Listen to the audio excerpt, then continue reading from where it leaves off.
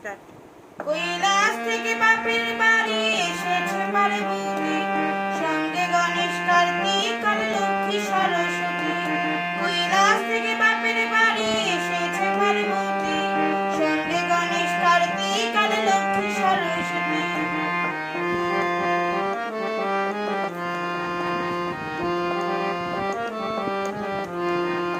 এলো রে মা পৃথিবীতে অসুর নাশী রূপে, বরণ করেছি আমরা তাকে